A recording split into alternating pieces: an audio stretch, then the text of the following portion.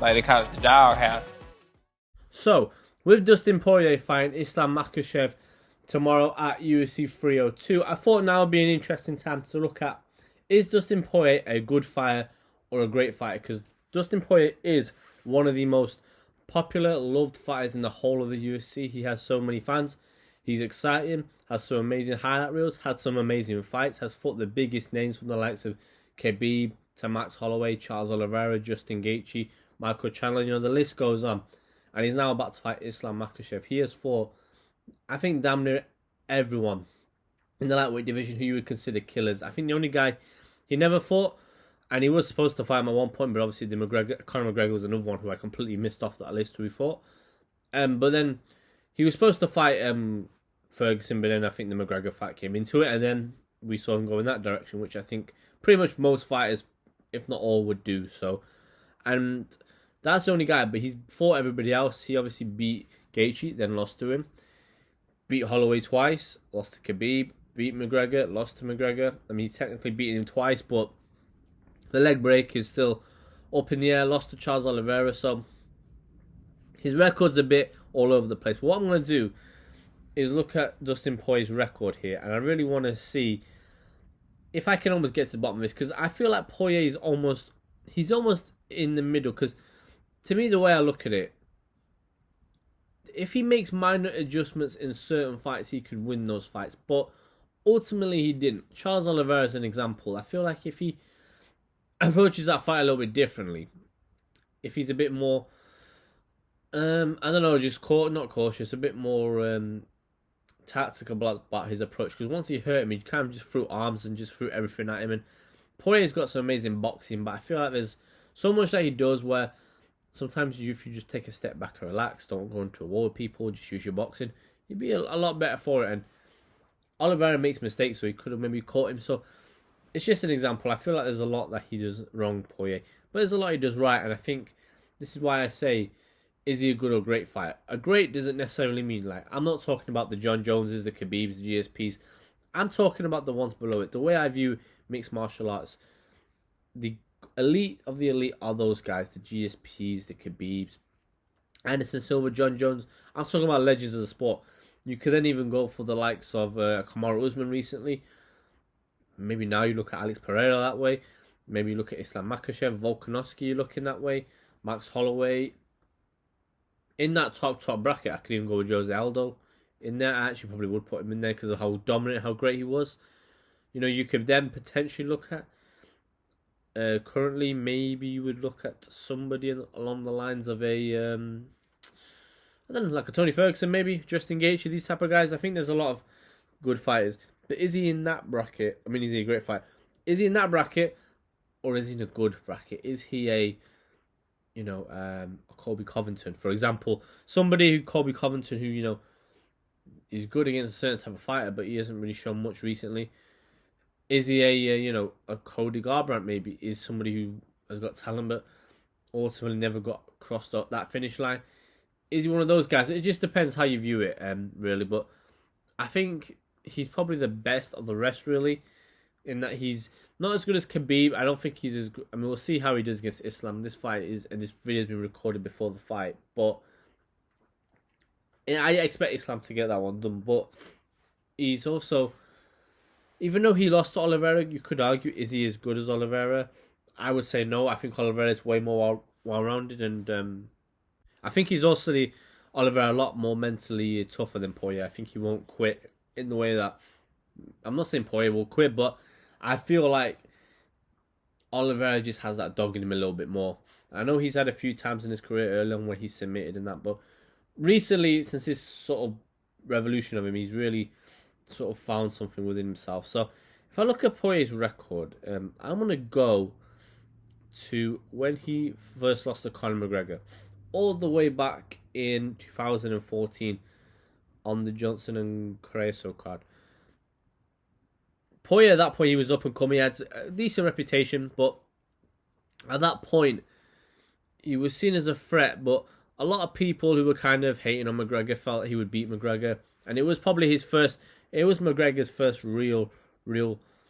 I don't want to say legitimate victory, but it's his first big victory where people were like, "Whoa, he is the truth." And I think Poirier, to his credit, even though he got knocked out, people do remember he did actually do alright in that fight up to a certain point. But that fight, I think he got hit with someone who was just more slicker, more elusive, and I think he was also a bit emotionally caught up in the fight. Poirier is a bit of an interesting one emotionally. Like, he's either, I feel like he's sort of either too relaxed or he's almost so focused, and I feel like he's almost too emotional. It depends, but he rarely ever, since that fight, I don't think he's really let it get the better of him that much, but he definitely is what we would say a sore winner. He doesn't really win with class. A lot of the times, against Marco Chandler as an example, where he really wasn't happy about some of the stuff that Chandler was doing and had to let his feelings be known. But I don't know if that's really necessary. But regardless, he lost the fight to McGregor, and I think it was a good thing for him, because since then,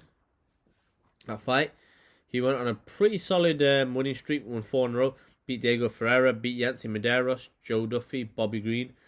But then, and this is the one that always confuses me, lost to Michael Johnson. Now, he lost to Michael Johnson in a bit of a destructive fashion, where Johnson was able to end up stopping him. But Johnson, to be fair to him, is one of those fighters where he's a tricky one on the feet, especially for a guy like Poirier with how fast Johnson's hands are. But the problem with Johnson is he's always just a bit susceptible to being knocked out, to being taken down, like what Khabib did to him. But Johnson's another one. Like, I'm not saying he's not a great or good. I think he's below good because he's lost to a lot of guys. But ultimately, he is still a guy you don't really want to mess with in the octagon. With how fast his hands are, he has very good boxing. He's one of the few fighters that actually was able to clip Khabib on the feet, and it was a solid shot. So I think that says a lot about Johnson. But he lost that fight, Poirier. Then went on to beat Jim Miller, and then you had the no contest one against Eddie Alvarez, where he was rocked at one point, and then Eddie Alvarez was rocked. Eddie Alvarez had him hurt, and you know when my memory goes, I remember watching it. I want to say he kneed him to the head, I think is what happened. But Eddie Alvarez at that point, if I'm not mistaken, had just come off the Conor McGregor fight. He had lost. He was the champion in that fight before, and you know, those two had a real back and forth war. In the end, obviously Poirier, a few fights later, was able to beat Alvarez. But after that, to me, this is when Dustin went on his most impressive streak, because he then beat Jim Miller. I mean, no, he didn't beat Jim Miller. That was the fight before. He beat Anthony Pettis, then beat Justin Gaethje, which was a phenomenal fight. And his legs were absolutely tore apart in that fight. Justin Poirier, but still able to get that one, and amazing victory. He then got the rematch with Eddie Alvarez and stopped him this time. And I thought he fought that fight with so much composure. And to me, that was the fight where I felt like he had really shown that he had matured. And then the big fight that he had that I think was a real amazing fight and an amazing card was the interim lightweight title fight against Max Holloway. Obviously, Khabib had attacked Dylan Dennis in the crowd and got suspended, I think, for, I forget how long it was, but it was almost a year, I felt. So they had to make an interim fight. And Poirier really, I thought Holloway was going to beat him, but the way Dustin performed in that fight was amazing. And I think that is where I almost looked at him and I thought, you know what? He definitely has matured, and he's at a point now where he's not like I always feel like he's a bit of a nervy fighter who almost looks like he's scared to get knocked out. This was a point where I felt he maybe isn't that fighter anymore, and he's gone beyond that. He then fought Khabib. Now, everybody loses to Khabib. 29-0.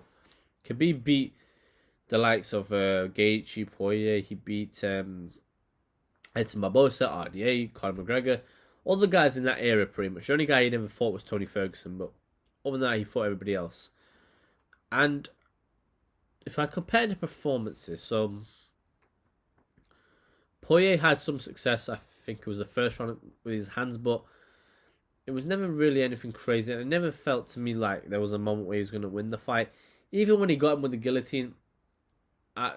Guillotines to me are the most, in a mixed martial arts setting, in the cage, in the octagon, where there's a time limit. Unless you have a flipping good guillotine, it's so ineffective. and it just burns your arm out. And that's exactly what I just thought was going to happen. I thought Khabib would lay there, move around, and then eventually get his head out, which is what he did. It was close, don't get me wrong, and it was a tight guillotine. And Poirier, for whatever reason, always likes to throw it. He seems to have faith in it. But if I'm being truthfully honest, I just didn't think it was ever going to do anything. And he's very honest, Poirier. He admitted in the fight that with Khabib that, he couldn't get him off him. And I think the problem with Dustin is I just think he just isn't built to beat somebody like Khabib. He's a boxing heavy guy whose grappling's decent but nothing special. And him and Gaethje are similar in that sense. Same with Chandler. They're all kind of the same sort of fighter, just built in different ways. But he did have moments, so you could maybe have some respect. But I remember the narrative was how a lot of people felt like McGregor did a lot better against Khabib than Poirier did. So he could have done more in that fight, Dustin. But to me, it's one of those, you just kind of compare how well somebody did against Khabib rather than actually winning the fight. But then, after he fought Khabib, Dan Hooker in a crazy fight, which was so good to watch, in which he won the fight. Again, a sore loser, sore winner, but he still got it done. Then fought Conor McGregor. Now, I thought he would lose this fight based off of what happened in the first fight and based off of the fact that I think McGregor, stylistically, he's just a bit too slippery for him on the feet, and I think he's just too precise. And first round, he does well. He gets a takedown. He obviously leads up he builds the calf kicks up, but McGregor was pinging him a little bit, catching him on the left hand. But it surprised me because, to me, this is the first fight I actually felt where Dustin Poirier almost looked like a middleweight in there. He became somebody who came from 145 to 155 to now. He looks massive for the weight class, and this is the fight that I almost fought it because McGregor is not exactly a small fighter himself, but he really just looked so big, and I felt as if it almost looked like a middleweight fighting a lightweight. And this is sort of what made me think here, because McGregor was catching him flush with a few left hands, and Poirier was just eating it. And this is the thing, when you have these big guys, sometimes if you drain a lot of weight, your chin can suffer. But a lot of times, if you're a bigger guy and you get hit with certain shots, it doesn't really affect you. This is why Chad Mendes wasn't really able to hurt McGregor once in the fight, but then Khabib was able to knock him down. I don't think there's really a difference in terms of, I think Mendes is probably a better striker than Khabib on the feet, but ultimately that weight advantage is what is going to help you. And he ate a lot of McGregor's shots, and I think McGregor's power looked very ineffective in that fight.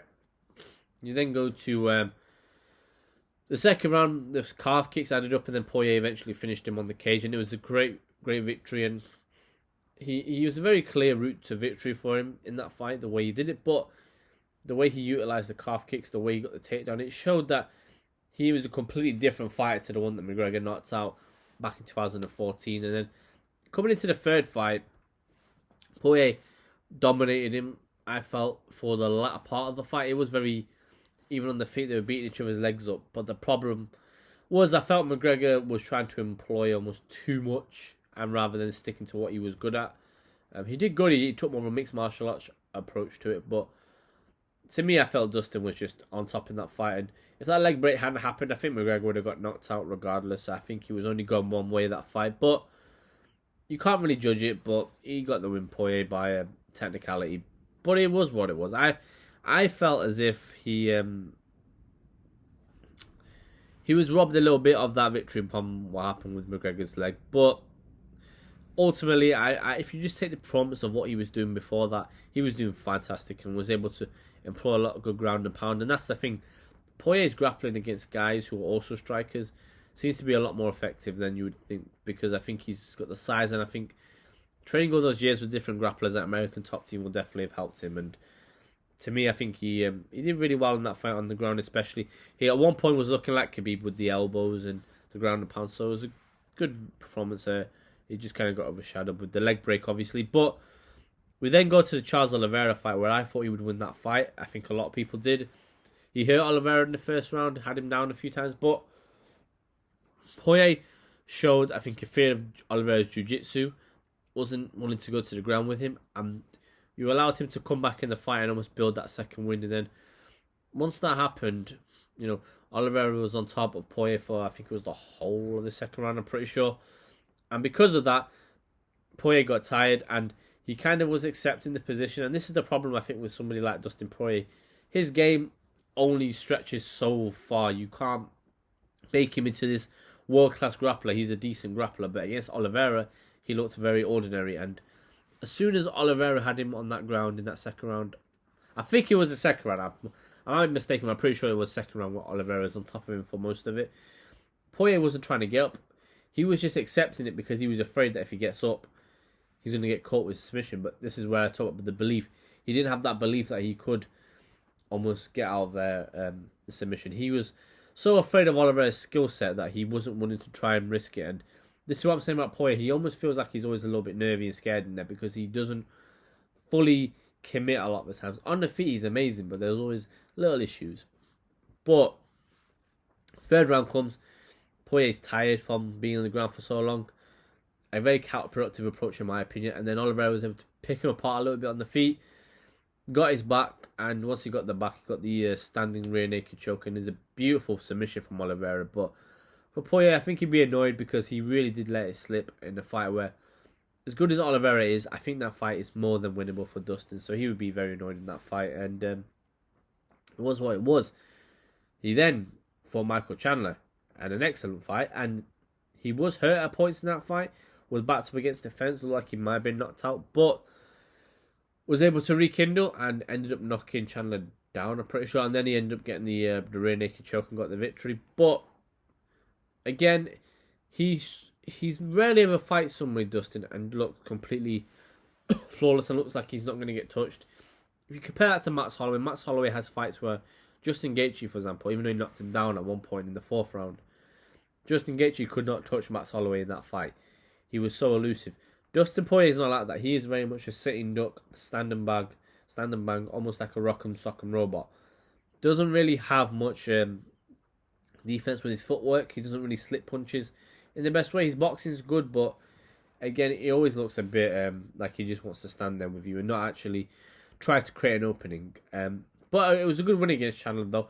But this is the thing with a guy like Poirier. You're always looking like he may be knocked out at any moment because sometimes his style, he leaves a little bit of holes, but you know, it was what it was. But it was a good victory. Got win over Chandler, got the jiu-jitsu submission. Jiu-jitsu submission, that is not mixed martial arts terms. I'm thinking because obviously Islam Makhachev questioned Dustin Poirier's jiu-jitsu. He obviously said that this guy don't deserve his black belt. And in fairness, if you compare Dustin Poirier to Oliveira, to Damian Maia, he probably isn't those guys. But he got his got the submission, got the rear naked choke, and showed that he does have a bit of jiu-jitsu. That's what I was trying to say. But it was a good win. And then fought Justin Gaethje, where a close fight first round, but then the second round, it was just one of those things out of nowhere. Justin Gaethje gets the head kick. I can't remember the last time Justin Gaethje threw a head kick like that. So there's obviously something.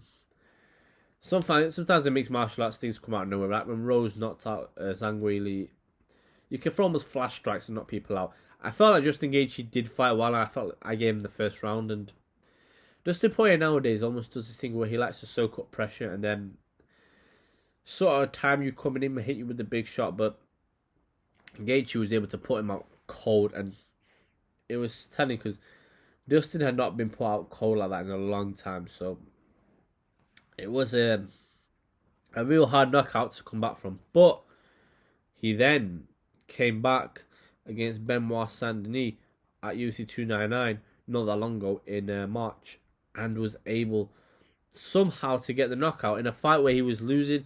He kept jumping, flipping guillotine every 2 seconds, and he was never getting it, but he just wasn't landing it. But this is the heart and why people love Dustin Poirier. He's exciting. He has that thing about him where he can produce when you don't think he will. And to me, this is what makes him such a fan favourite. Does it make him a great fighter? In my opinion, no. I don't think, if I go back to what I was saying before, the elites are the John Jones, GSP. In this modern day mixed martial arts, I consider Khabib. I know he's retired Khabib, but he's still modern day pretty much. I consider Kamaru Usman in that category. People may hate him for it because he lost a few fights. Israel Adesanya, in my opinion, is in that category. Mighty Mass obviously is on the top echelon, but these guys are all a part of that. The good fighters are the likes of, the great fighters, I should say, not good fighters. The great fighters are the likes of a Max Holloway. The great fighters, to me, Robert Whittaker. You then got... I don't know if it's disrespectful to put Stipe Miocic in there because he was an amazing heavyweight, but I don't know if I'd put him up there, to be honest with you. He's a great fighter, Stipe. I just don't know if I'd put him in the elites of the elites in terms of the John Joneses, GSPs, those type of guys. I put Kamaru Usman there because he beat everybody, and I put Israel Adesanya because he kind of washed the whole division. You could put Stipe in there, I wouldn't complain, but I feel like it's a debate, that one. You then look at nowadays, you've got, I think at the moment, Islam's a great fighter.